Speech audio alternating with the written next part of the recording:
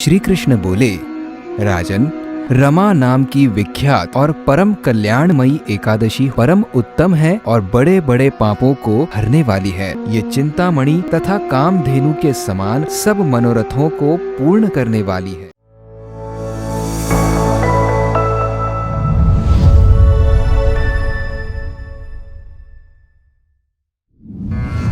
रमा एकादशी।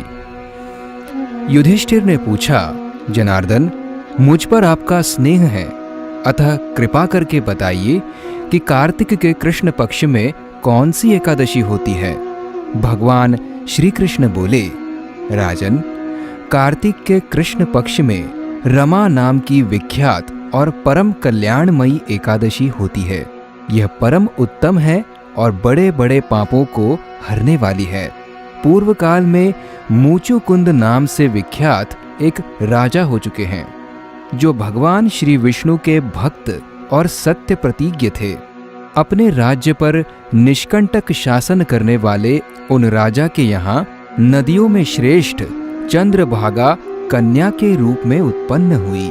राजा ने चंद्रसेन कुमार शोभन के साथ उसका विवाह कर दिया।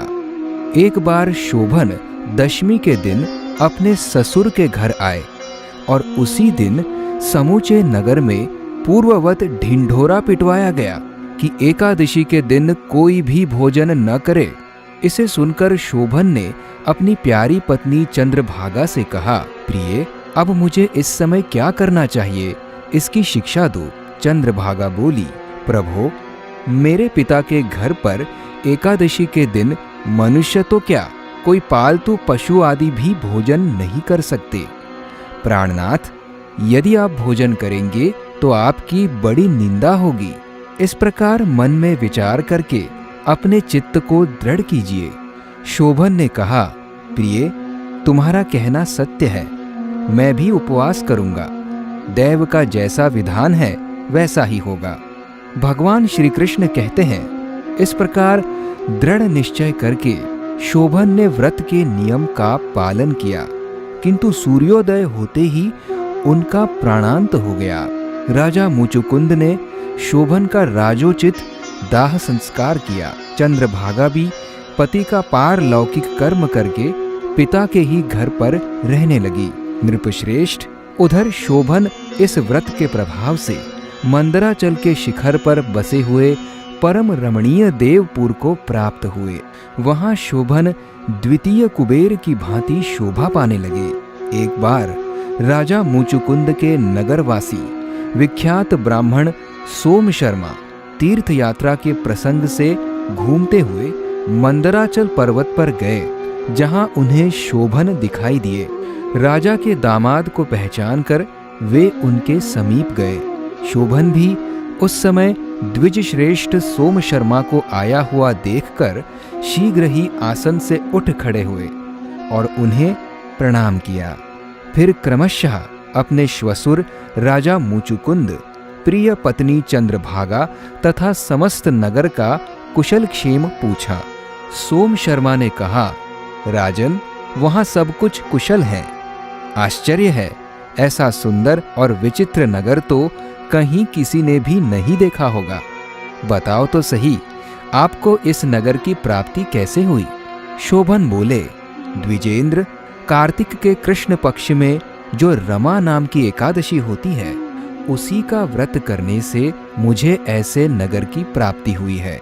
ब्रह्मन, मैंने श्रद्धाहीन होकर इस उत्तम व्रत का अनुष्ठान किया था, इसलिए मैं ऐसा मानता हूँ कि ये नगर स्थायी नहीं है। आप मुचुकुंद की सुंदर कन्या चंद्रभागा से ये सारा वृत्तांत कहिएगा।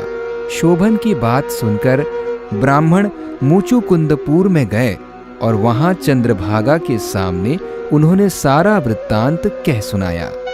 सोम शर्मा बोले, शुभे, मैंने तुम्हारे पति को प्रत्यक्ष देखा।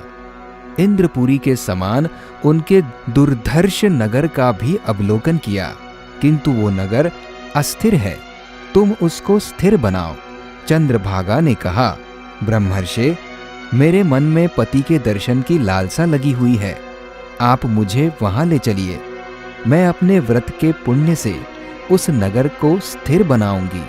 भगवान श्री कृष्ण कहते हैं, राजन, चंद्रभागा की बात सुनकर सोम शर्मा उसे साथ ले मंदराचल पर्वत के निकट वामदेव मुनि के आश्रम पर गए। वहां ऋषि के मंत्र की शक्ति तथा एकादशी सेवन के प्रभाव से चंद्रभागा का शरीर दिव्य हो गया तथा उसने दिव्य गति प्राप्त कर ली। इसके बाद वो पति के समीप गई। अपने प्रिय पत्नी को आया हुआ देखकर शोभन को बड़ी प्रसन्नता हुई। उन्होंने उसे बुलाकर अपने वाम भाग में सिंहासन पर बिठाया।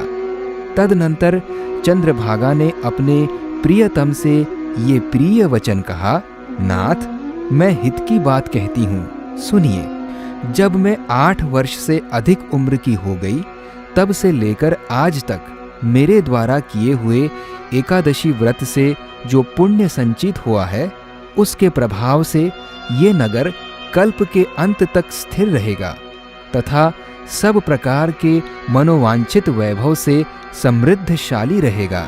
नृपश्रेष्ठ, इस प्रकार रमा व्रत के प्रभाव से चंद्रभागा दिव्य भोग, दिव्य रूप और दिव्य आभरणों से विभूषित हो अपने पति के साथ मंदराचल के शिखर पर विहार करती है। राजन, मैंने तुम्हारे समक्ष रमा नामक एकादशी का वर्णन किया है। ये चिंतामणि तथा कामधेनु के समान सब मनोरथों को पूर्ण करने वाली है।